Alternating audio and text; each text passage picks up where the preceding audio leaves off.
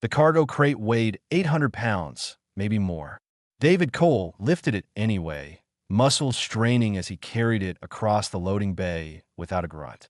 Around him, other workers used anti-gravity sleds and mechanical lifts for boxes half that size. But David was human, and humans did things the hard way. Rex trotted beside him, tail wagging as his claws clicked against the metal floor. The German Shepherd's brown eyes scanned the bay with casual interest, occasionally pausing to sniff at a particularly interesting crate.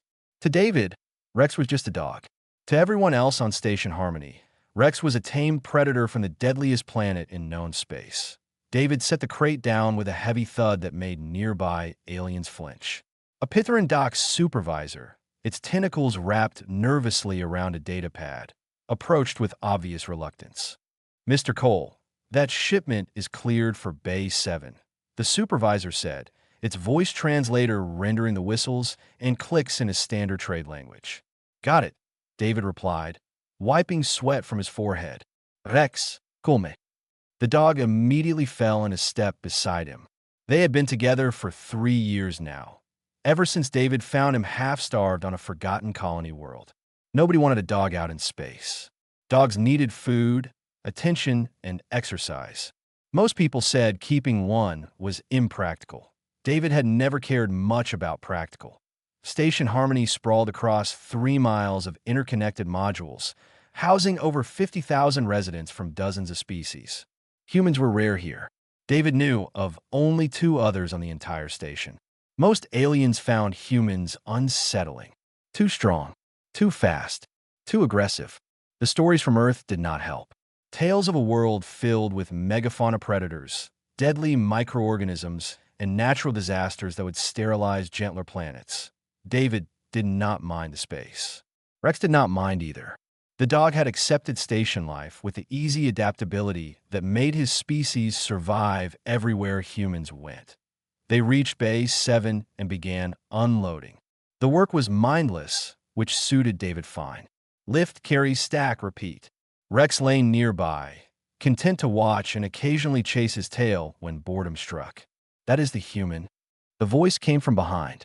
David turned to see a creature he had never encountered before. It stood nearly 7 feet tall on digitigrade legs, covered in dark scales that shimmered under the bay lights. For arms ending in wicked claws. A elongated snout filled with teeth designed for ripping meat. Yellow eyes with slit pupils studied him with predatory focus. "Yeah," David said simply. "Need something?" The creature moved closer, each step measured and purposeful. "I am Drath of the Kravish. I have heard stories of your kind. Most of them are probably exaggerated. Perhaps." Drath's gaze shifted to Rex, who had stood up and was now watching the alien with mild interest. "What is that creature?" "His name is Rex. He's a dog." "A dog," Drath repeated, tasting the foreign word. "Is it your hunting companion?" David smiled slightly. "Something like that. More like family." This seemed to confuse Drath. His head tilted, studying Rex with renewed interest. "It appears dangerous. Sharp teeth. Predatory stance. Yet it obeys you. Dogs have been with humans for thousands of years. We evolved together, in a way." "Fascinating." Drath circled slowly, keeping his distance, but clearly analyzing Rex from multiple angles. "On my world, we hunt alone. To tame another predator would be seen as weakness." "Different worlds, different ways," David said, returning to his work. He hoisted another crate, aware that Drath was still watching. The Kravish warrior observed for several more minutes before leaving without another word. David thought nothing of it. Aliens were always curious about Rex. The dog was a novelty in a station full of species that had never domesticated animals. Over the next week, David noticed Drath appearing more frequently, always at a distance, always watching. The Kravish would linger near whatever bay David worked in, yellow eyes following Rex's movements. "He's interested in you, boy," David murmured to Rex during a break. The dog simply panted happily, more concerned with the treat David offered than the alien stalking them. The other workers noticed too. A Feliner loader, her feline features arranged in concern, approached David one afternoon. "The Kravish has been watching your animal," she said quietly. My people know of them. They are hunters. Proud. Dangerous. Rex isn't bothering anyone, David replied. That may not matter. The Kravish prove themselves through hunting. Taking down impressive prey brings honor to their clan. David felt something cold settle in his stomach. Rex isn't prey. To you, perhaps not. But to a Kravish warrior seeking reputation. She shook her head. Be careful, human. Your kind may be strong, but the Kravish are apex predators on their world. Drath has killed things you could not imagine. That evening, David took Rex to the Garden Dome for exercise. The massive transparent structure housed plants from 100 worlds, providing oxygen and a touch of nature to station life. Few people came here during off hours, which made it perfect for letting Rex run. David threw a ball across the grass. Rex bounded after it with pure joy, tongue lolling as he retrieved it and brought it back. Simple, innocent, happy. David did not notice Drath until the Kravish emerged from behind a cluster of ferns, moving with the fluid grace of a natural predator. The alien's posture had changed. This was not curious observation. This was the stance of a hunter approaching prey. Rex here, David commanded sharply. The dog immediately returned to his side, sensing the tension. Drath's lips pulled back, revealing rows of serrated teeth. I have decided, he said slowly. Your creature will be my prize. David stepped between Drath and Rex. Walk away. Now. You do not command me, human. Last warning. Drath lunged with frightening speed, all four arms extended toward Rex. But David moved faster. His fist caught Drath square in the jaw with a sickening crack. Drath staggered backward, shock written across his reptilian features. In all his years as a warrior, no prey had ever struck first. No prey had ever landed a blow that rattled his teeth and made his vision blur. David did not give him time to recover. He drove forward, ducking under a wild swipe from Drath's upper arms and slamming his shoulder into the alien's midsection. The impact would have shattered ribs on a human. Drath merely grunted, his dense bone structure absorbing the blow. But he still felt that .4 clawed hands grabbed at David, seeking purchase. David twisted, using techniques learned in a dozen street fights and martial arts gyms back on Earth. He caught one of Drath's arms and wrenched it backward, forcing the Kravish to bend or risk dislocation. You dare, Drath roared, snapping his jaws inches from David's face. You threaten my dog, David replied, his voice terrifyingly calm. Drath threw his weight backward, using his superior mass to break free. They separated, circling each other among the ferns and flowering plants. Rex barked frantically from where David had ordered him to stay, every instinct telling him to help his human. Stay, Rex, David commanded without taking his eyes off Drath. The Kravish warrior reassessed his opponent. This was not prey behavior. The human moved like a fighter, like someone who had faced death and survived. Drath's hunting instinct screamed warnings his pride refused to hear that he attacked again, this time using all four arms in a coordinated assault. Claws raked toward David's chest and throat simultaneously. But humans were persistent hunters, evolved to track and outlast prey across vast distances. They had learned to read body language, to predict movement, to adapt. David dropped low, letting the claws pass over his head. He swept Drath's legs, or tried to. The Kravish's digitigrade stance made it harder, but David was already adapting. He shifted tactics mid-motion, driving his elbow into Drath's knee joint instead. The alien stumbled. David pressed his advantage, landing precise strikes to nerve clusters and joint points. He was not trying to kill. If he wanted Drath dead, he could have gone for the eyes or throat. This was about teaching a lesson. You do not threaten family. Drath's tail whipped around, catching David in the ribs. The human gasped, feeling something crack. Pain exploded through his side, but he did not stop. Could not stop. Not while Rex was in danger. He caught the tail on its return swing, planted his feet, and pulled. Drath came with it, off balance and confused. How is this possible? The human should be broken by now, should be begging, should be running. Instead, David moved in close where Drath's reach advantage meant nothing. He landed quick jabs to the alien's throat, making Drath choke and gag.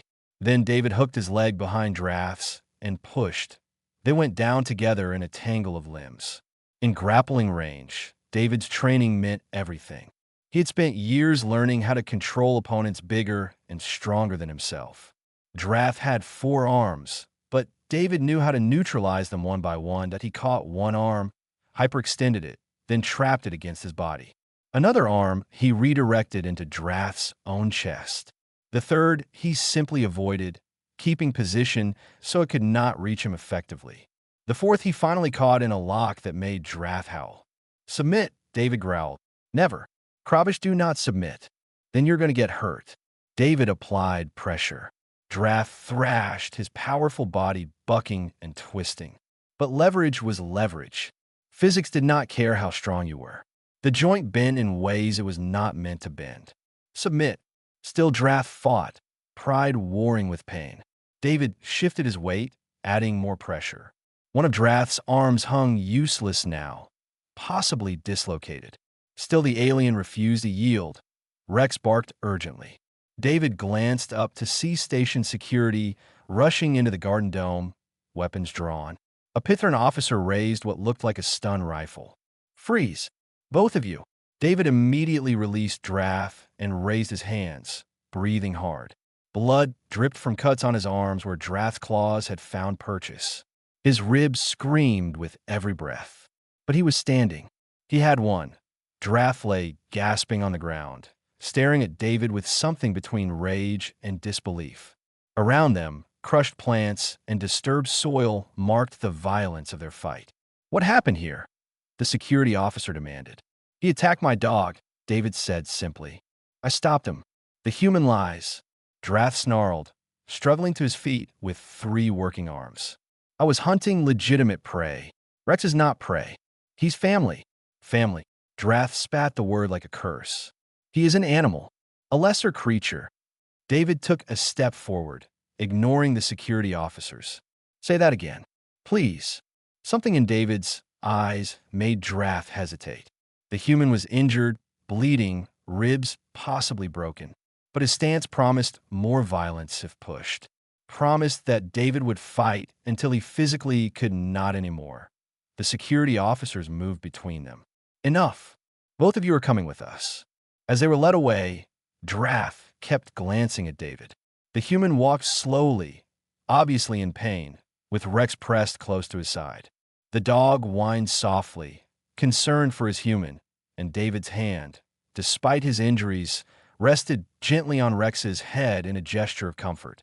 Draft had seen many things in his life, had hunted across a dozen worlds, had faced prey that fought with venom, claws, and savage cunning.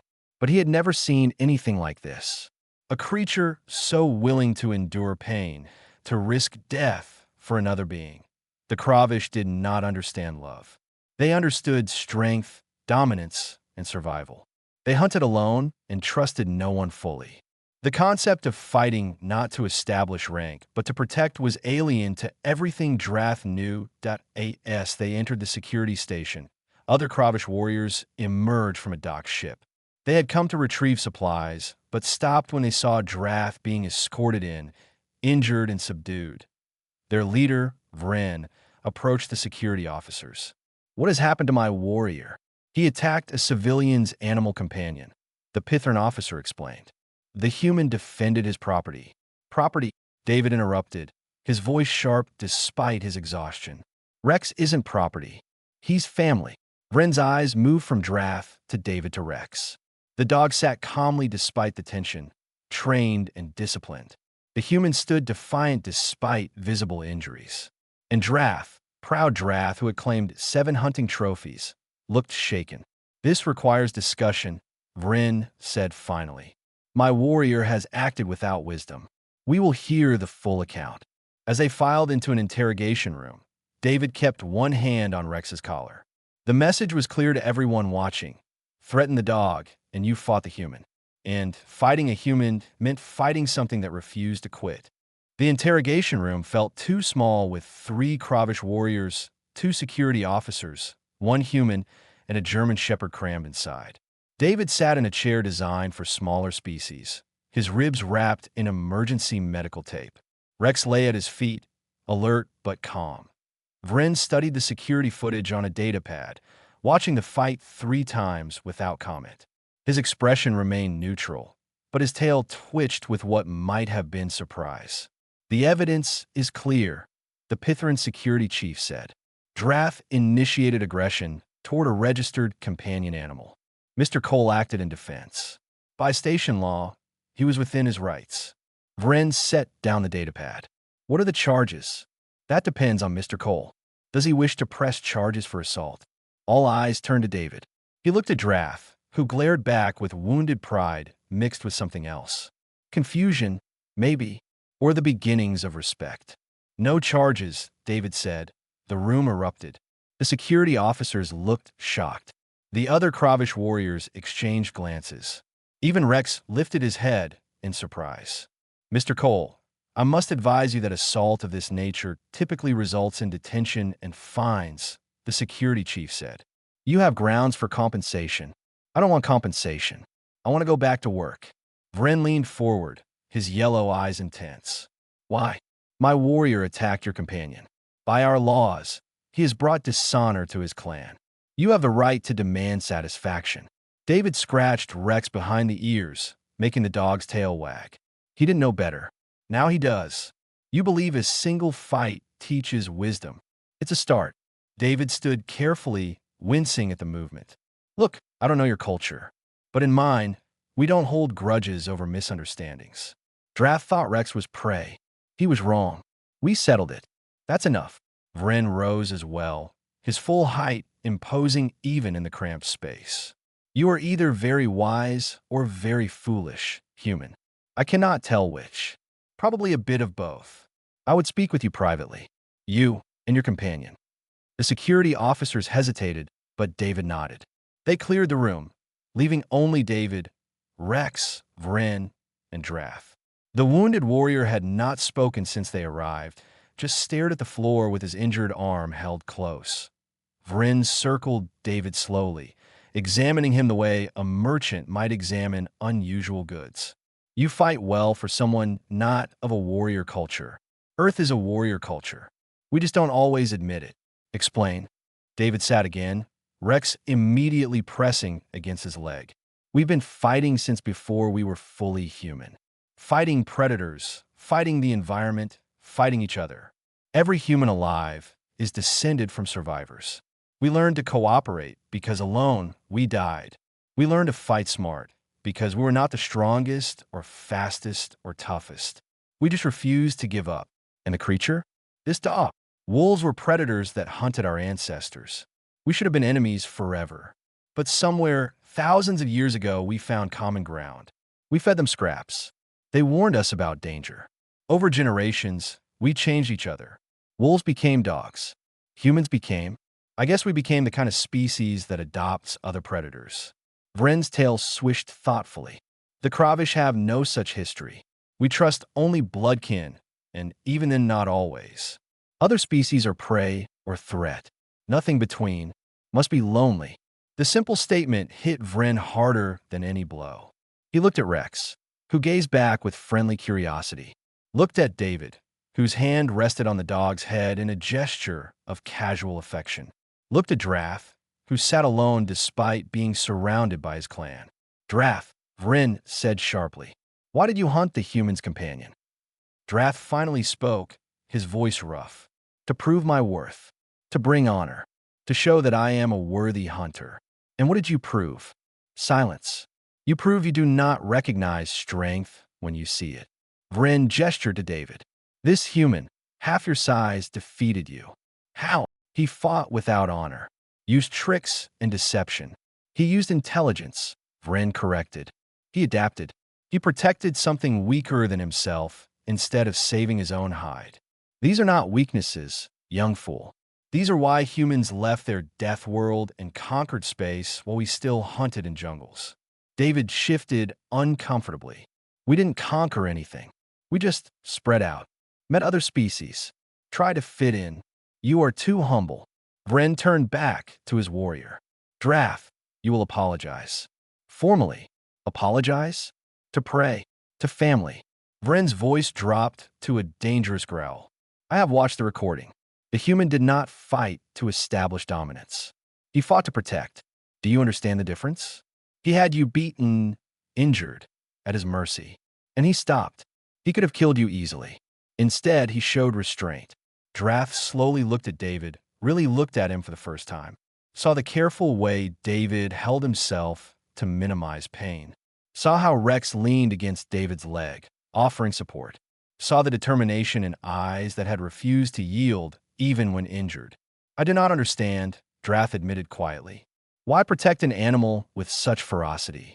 It cannot help you hunt, cannot help you fight. David smiled slightly. 3 years ago, I found Rex on a dead colony world. Someone abandoned him when they evacuated. He was starving, eating scraps from garbage. I could have left him. Should have, maybe. Dogs are expensive to keep in space. But when I called to him, he came to me. Trusted me, even though he had every reason not to trust anyone. And I realized something. What? Being alone in space is hard. You work long hours. You see the same corridors every day. You start wondering if anyone would notice if you disappeared. But Rex needed me. Every day, he needed food, water, exercise, attention. And I needed that too. Needed to be needed. He gave me purpose beyond just surviving. David's hand moved gently through Rex's fur. He's not a tool. He's not a weapon. He's family. And humans will burn down worlds for family. The room fell silent. Even Vren seemed affected by the simple honesty of David's words. Drath stared at Rex, seeing the dog differently now. Not prey, not a tame beast, but a companion who had changed a human's life simply by existing. I apologize, Drath said finally. I did not understand. I thought strength meant standing alone, taking what I wanted. Strength is knowing when to fight and when to protect, David replied. You're a good fighter, Drath. I could tell. But good fighters know that some things are worth taking damage for. Drath touched his injured arm gingerly. You certainly gave damage. Despite everything, David laughed. Rex's tail wagged at the sound. Even Vren's mouth twitched in what might have been amusement. Come, Vren said. We have much to discuss about humans and their strange ways. 2 weeks passed before Drath approached David again. The Kravish warrior found him in loading Bay 3, moving crates with the same methodical efficiency. Rex lay nearby, gnawing contentedly on a chew toy. May I speak with you? Drath asked, his voice uncertain in a way that seemed foreign to his nature. David set down a crate. Sure. What's on your mind? I have been watching you. Not hunting, Drath added quickly. Observing. Trying to understand. And I do not understand. You work alone. You have no clan around you. The other humans on this station, you barely speak to them. Yet you claim family is important. David wiped sweat from his face and sat on a crate. Rex immediately trotted over, tail wagging. Family is not always blood. Sometimes you choose it. This makes no sense. How can you choose family? Rex chose me by trusting me. I chose him by taking responsibility for him. We became family through actions, not genetics. Drath settled onto his haunches, his tail coiling around his feet. On my world, we are born into our hunting pack. We compete with siblings for food, for status. The weak die young. The strong survive alone until they breed. There is no choosing. Sounds exhausting. It is the way. David scratched Rex behind the ears. Earth was not much different millions of years ago. Humans competed too. But somewhere along the way, we figured out that cooperation beat competition. 5 humans working together could take down prey that would kill any one of us alone. So we learned to trust, to share, to protect each other. But humans still fight each other. I have heard stories of your wars. Yeah, we do. We are not perfect. We still have all those old instincts telling us to compete. But we also have instincts telling us to cooperate, to love, to protect. David looked at Drath directly. You felt it during our fight. You could have kept fighting, could have used your claws to rip me open. But you held back. Drath's eyes widened. How did you know? Because you're a hunter. Hunters know where to strike for a quick kill. You were trying to subdue me, not kill me. Even angry, even fighting for your pride, some part of you recognized lines you did not want to cross. The Kravish warrior looked away, processing this. Vryn said the same thing. He said I showed weakness by not finishing the fight. That was not weakness. That was growth. I do not see the difference. David stood and walked to a nearby water dispenser, filling a bowl for Rex. The dog lapped at it eagerly. Weakness is giving up when you should fight. Growth is recognizing when fighting serves no purpose. You realized mid-fight that I was not trying to dominate you. I was defending Rex. Once you understood that killing me would have been murder, not honor. Drath absorbed this slowly. His species did not have words for these concepts. Honor meant defeating worthy prey. Strength meant standing above all rivals. The idea that restraint could be a form of strength contradicted everything he had been taught. Tell me about Earth, Drath said finally. Vryn speaks of it as a death world, a place of endless danger. David smiled grimly. Earth tries to kill you in 1,000 ways. Whether that drops your body temperature to lethal levels in minutes. Predators with teeth and claws and venom. Diseases invisible to the eye that shut down your organs. Plants that poison you if you eat them. Gravity that breaks bones if you fall wrong. Yet humans thrive there. We adapt. We learn. We remember. David sat again, his ribs still aching from the fight. My ancestors lived through ice ages that killed most other species. They crossed oceans in wooden boats, not knowing if land existed on the other side. They built civilizations in deserts and jungles and frozen tundra. They survived because they worked together and refused to quit. And the dogs were with us through all of it. They hunted with us, guarded our camps, warned us of danger. In return, we fed them, sheltered them, and loved them. They became part of our family structure so deeply that we cannot imagine life without them. Rex finished drinking and returned to David, pressing his head against David's knee. Without thinking, David stroked the dog's fur. I have never seen a bond like this, Drath admitted. On my world, even mates compete. Trust is rare. Love is unknown. Then your world must be a hard place to live. It is the only world I know. David considered this. Maybe that is why you came to space. Looking for something different, perhaps. Drath watched Rex's tail wag as David continued petting him. The creature trusts you completely. He would die for you, and I would die for him. That is what family means. They sat in comfortable silence for a while. Other workers moved around them, giving wide berth to both the human and the Kravish. Eventually, Drath spoke again. I wish to understand more. About humans. About this bond you share. Why? Drath's claws flexed against the metal floor. Because when we fought, I felt something I had never felt before. You were not afraid of death. You were afraid of failing to protect.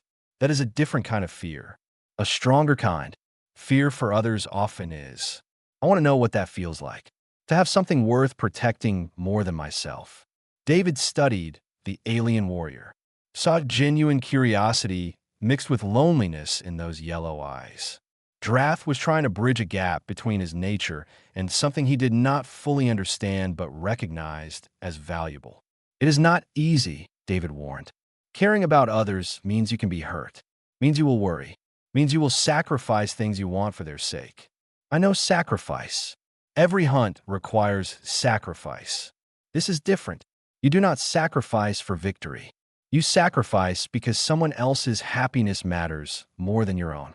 Drath tilted his head. That sounds like weakness. It is the strongest thing humans do. A voice crackled over the station intercom. David Cole to the administration office. David Cole, administration. David sighed and stood. Probably more paperwork from the fight. You want to walk with me? Drath hesitated, then rose. Yes, I would like that. They walked through the station corridors, Rex between them. Other aliens moved aside quickly, startled to see a human and Kravish together after their public fight. But David walked calmly, and Drath matched his pace, and Rex trotted along like this was perfectly normal. Does the creature have other abilities? Drath asked. Beyond companionship, Rex has instincts we lost when we evolved intelligence. He can smell things I cannot, hear things I cannot, sense emotions through body language that I would miss. In dangerous situations, He has saved my life more than once by detecting threats first. So he does help you survive. Yes, but that is not why I keep him. I keep him because coming home to an empty room is soul-crushing. I keep him because his happiness when he sees me makes bad days bearable. I keep him because he needs me and I need him. They reached the administration office. Before David entered, Drath spoke again.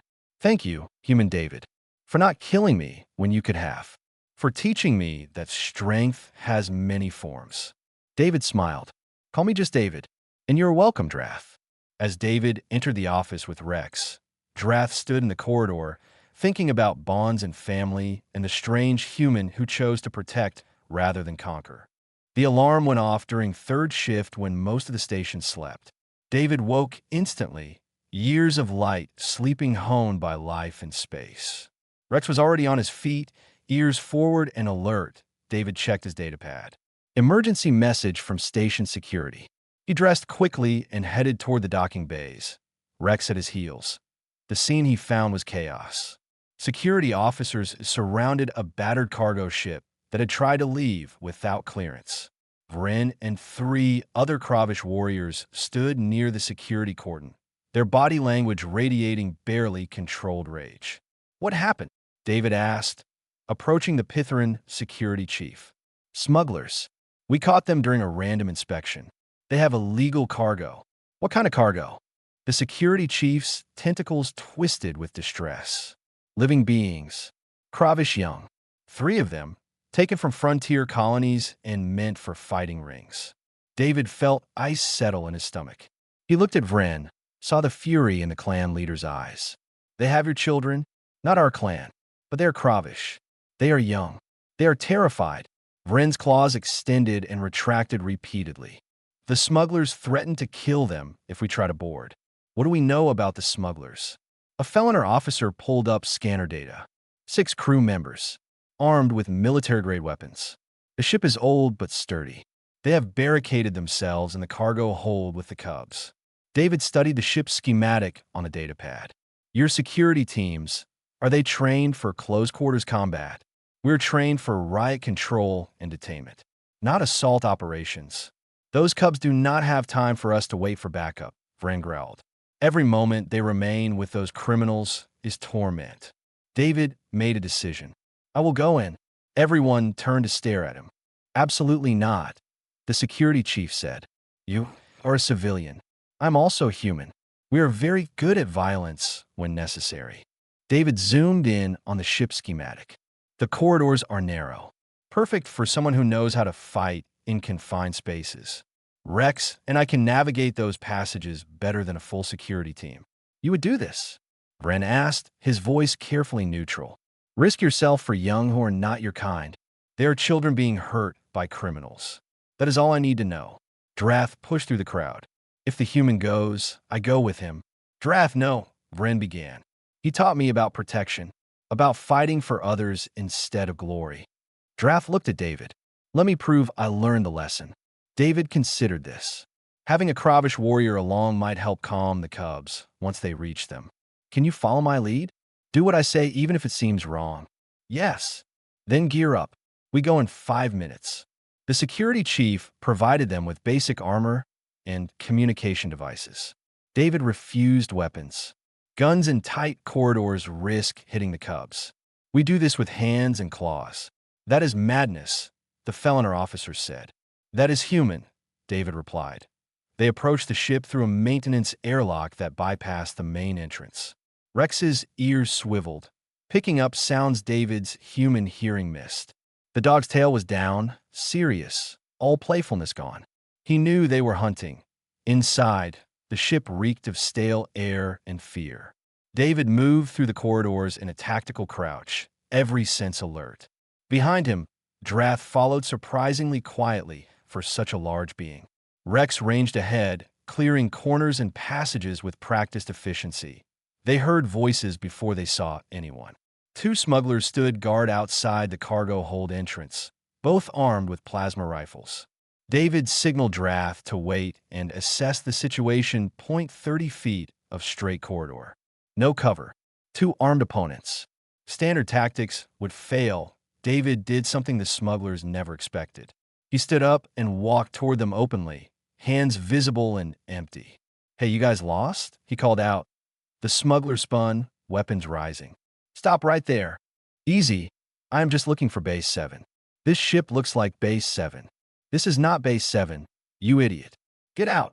David kept walking, casual and unhurried. "You sure? My data pad says Base 7 is right around here." I said stop. David was 10 feet away now. "Close enough." Okay. No need to be rude about it." The nearest smuggler, a scarred Quellan, stepped forward to physically push David back. The moment his hand touched David's chest, David moved.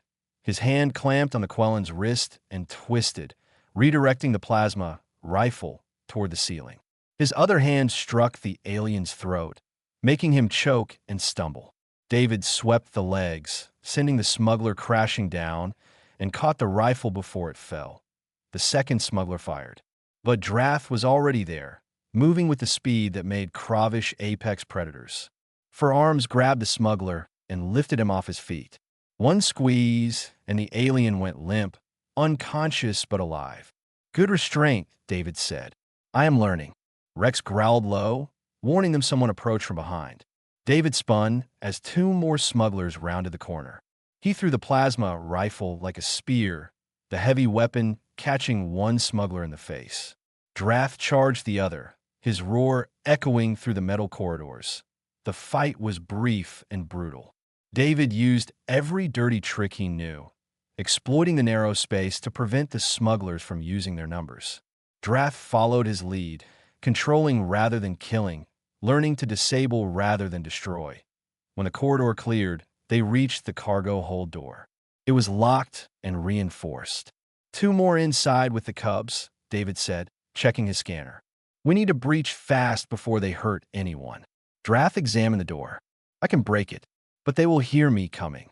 Then we make noise." David keyed his communicator. "Security, we are breaching the cargo hold. Send medical teams and have Vryn standing by." "Understood. Good luck." David looked at Drath. Ready. Then let us go get those kids." Drath slammed his shoulder into the door. Once. Twice. On the third hit, the lock shattered and the door flew inward. David rolled through low, Rex right behind him. The cargo hold was dimly lit and filled with crates. 3 Kravish cubs huddled in a cage, their scales dull with stress and malnutrition. 2 smugglers stood guard, weapons trained on the cubs. "Stay back or they die," one shouted. David rose slowly from his roll, hands visible. Behind him, Drath filled the doorway. The smugglers' eyes widened as they realized they were trapped with 2 very angry fighters and nowhere to run. "Here is what is going to happen," David said, his voice cold. "You're going to put down those weapons. You're going to step away from the cubs. And you're going to let us take them home. Or what? Or I stop being nice." The smuggler fired. David was already moving, using a crate for cover. Rex darted left, circling around. Drath charged straight forward, his bulk absorbing shots that would have killed most species. David popped up from behind cover, throwing a piece of debris. It struck one smuggler's hand, making him drop his weapon. David crossed the distance in 3 running steps and tackled the alien, driving him into the floor with bone-jarring force. Drath reached the second smuggler, disarmed him with casual efficiency, and held him against the wall with one arm. Silence fell. David stood, breathing hard, bruises forming where plasma bolts had grazed him. But they had one that he approached the cage carefully, not wanting to scare the cubs further. They pressed against the back, eyes wide with terror. "It is okay," David said softly. "We are here to take you home." The cubs did not move at first. They had been taken from their families, caged, transported across space, and threatened with violence. Trust was a foreign concept now, replaced by raw survival instinct. David knelt slowly, making himself smaller and less threatening. Rex, sensing the need for gentleness, lay down and put his head on his paws in the universal gesture of friendly intent. "My name is David. This is Rex. We are not going to hurt you. Your clan is waiting outside." One cub, slightly larger than the others, hissed weakly. The sound was meant to be fierce but came out broken and afraid. "I know you are scared," David continued, his voice soft. I know you do not know me, but look at my friend there. He gestured to Drath, who stood watching with an expression David had never seen on a Kravish face before. Grief, empathy, understanding. That is Drath. He is Kravish, like you. He came here to bring you home. The cubs looked at Drath. Recognition flickered in their eyes. Not of him specifically, but of what he represented. Safety, family, home. Drath approached slowly, speaking in the clicking language of his people. David did not understand words, but he understood the tone. Gentle, reassuring, protective, the largest cub took a tentative step forward. Then another. Suddenly it broke, rushing toward the cage door that David had already opened. Drath caught the cub as it collapsed against him, making sounds that might have been crying. The other two cubs followed, pressing against Drath like he was shelter in a storm. The warriors for arms wrapped around them carefully, mindful of his claws, holding them close. We have you now, Drath murmured. You are safe. I promise you are safe. David backed away, giving them space. Rex remained lying down, still projecting calm. The smugglers David and Drath had subdued lay bound and unconscious. Station security would collect them soon enough. Why did you do this? Drath asked suddenly, looking at David over the cubs' heads. You do not know these young. They are not your species, not your responsibility. They're kids in trouble. That is all the reason I need. But you could have died. Those smugglers had weapons that could have killed you easily. David shrugged, immediately regretting it as his bruised ribs protested. Maybe, but I would rather die trying to help than live knowing I could have done something and did not. One of the smaller cubs peeked at David from behind Drath's leg. Its yellow eyes were still fearful, but curious now. David smiled and gave a small wave. The cub's head crest fluttered slightly, a sign of surprise. Is that creature safe? The cub asked in halting trade language. Rex. David looked at his dog. He is the safest thing in this room. Come meet him if you want. The cub hesitated, then slowly approached. Rex remained perfectly still, letting the young Kravish sniff him cautiously. After a moment, the cub touched Rex's fur with one small claw. Soft, the cub said wonderingly. It is soft. Dogs are good with kids. All kids, apparently. David knelt beside Rex. You can pet him if you want. He likes it. The cub stroked Rex's fur experimentally. The dog's tail began to wag slowly. Encouraged, the other two cubs approached, their fear temporarily forgotten in the novelty of meeting an earth animal. What is it? One asked. A dog. His name is Rex. He is my family. Family. The largest cub looked confused. But he is different species. Family is not always about species. Sometimes it is about who you choose to protect and who chooses to protect you. Security teams arrived then, flooding the cargo hold with personnel and medical equipment. Vryn pushed through the crowd, his expression transforming when he saw the cubs alive and relatively unharmed. Young ones, he said, his voice rough with emotion. We have been searching for you. The cubs ran to him immediately. Vryn gathered them close, his fierce exterior cracking to show something David had not seen in a Kravish before. Raw, protective love. Who did this? Vryn asked, looking at the bound smugglers. Who dared steal our children? We caught them, David said. They will face justice. Vryn looked at David, then at Drath, then back at the cubs. You risked your life for young not of your blood, not of your species. Like I told Drath, they're kids. That is enough. No, Vryn said firmly. It is not enough. It is everything. The Kravish leader straightened to his full height. The Kravish clan recognized a debt. You have returned our future to us. Name your price. I do not want payment. Then what do you want? David thought about it. I want those cubs to grow up safe.